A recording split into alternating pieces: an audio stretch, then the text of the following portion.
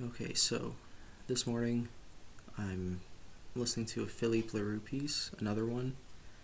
I thought I was through all of the scores for chamber orchestra, but I found a bunch of other ones in the spreadsheet that needed to be relabeled.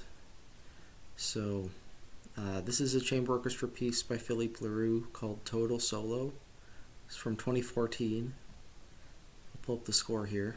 It sort of pushes the upper limits of what a chamber orchestra is, but I think it still counts.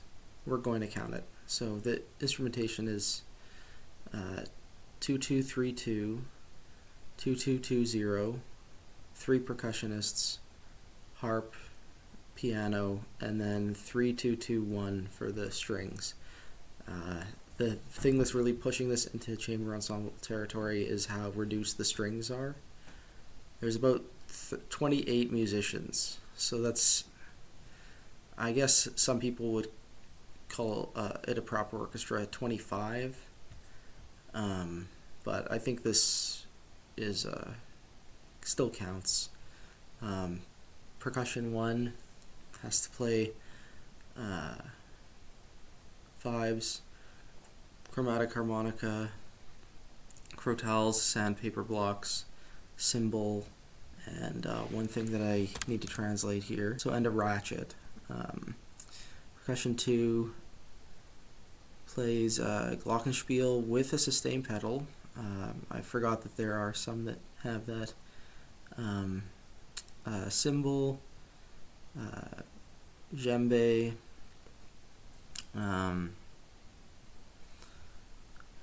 damn, there's a lot of ones giving me trouble today. Okay, one of these rain sticks. I guess I could have figured that one out. And Jew's harp, basically. So one of those mouth harps. Percussion 3, washboard, crotales, chromatic harmonica, tam-tam, gongs, and something like tubular bells, I think. Maybe more like chimes. Yeah, a lot of obscure percussion instruments. There's obviously this quarter tone accidental stuff, the same that all spectral composers use, the same accidentals. And then he has his own sort of like idiosyncratic things. We've seen these in other pieces. He has like different levels of overpressure for the strings, and I guess here he has some like more abstract multiphonic notations where the multiphonic is up to the performer, and you can see it's quite a big score, and at first glance is just an orchestra score, but again, it is chamber orchestra. Here are the other episodes for Philippe Leroux. The earliest one is going to be the one with his biography, if you're curious. And if you want to listen along with me,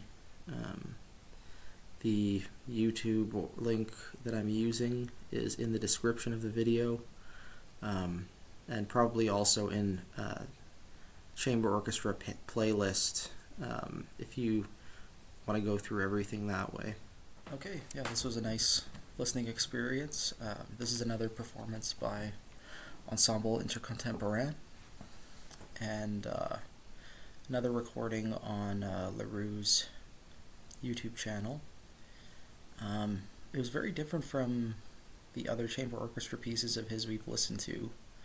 It was very slow, and the entire ensemble was divisi, obviously, so you have all these soloists contributing to these very textural chords, and a lot of sustained stuff, moving from one chord to the next, with little surface features, you could say, which at times take over, like at the end. The like little filigree things sound really fun to play, and are engaging, but they definitely feel like less essential, whereas those big textural chords seem to be the focus of the piece to me. Where sometimes he's using the full ensemble, sometimes he's just using a few instruments. Let me see if I can find an example of some of the sub-ensembles he wrote for. So the first one we get is flute, English horn, piccolo trumpet, violin, and cello. This is at measure 59. That was an interesting feature, oscillating between the full ensemble and this sub-ensemble. Yeah, and we don't really get a big moment like that again until the end, where we get like a violin solo, and I think you can see here at the very end, it's like that sub-ensemble is playing on its own again. So, again, Philippe Leroux is playing with soloists in their textural capacity and not their formal capacity, I guess. Like we looked at another piece of his that had solo violin throughout, but it wasn't a concerto. The solo violin was just a part of the texture of the ensemble. And this is similar, but with like I can't remember how many instruments, like a sextet of instruments, a mixed sextet versus the full 28. Some press release from Ensemble Intercontemporain. Philippe Leroux talks about how he wants to get away from this binary of soloist versus ensemble, and wants to focus on categories like the small group. He wants to get away from the mass or the crowd that acts as a single person, and towards something that's a bit more complex, like a multitude of united individuals. So I guess that resulted in the type of music that he wrote, where lots of individual lines emerge from this sound mass kind of texture. So oddly enough, in order to make his point, he has to evoke the idea of the mass and the crowd in order to subvert it. So that's kind of an interesting idea. He talks about it as like a topological braid with 4 strands that are interweaved. Maybe this is a little bit overly like worded. I don't think you need to evoke that image to get the point.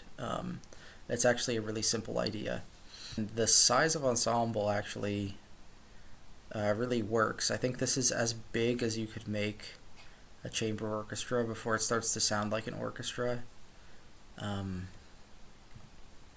think the general effect, if you saw this live, when you have this amount of divisi, the orchestra actually sounds a lot quieter than if it was playing like unisons or octaves together. So despite how complicated and large the score looks, it's a very imposing looking score.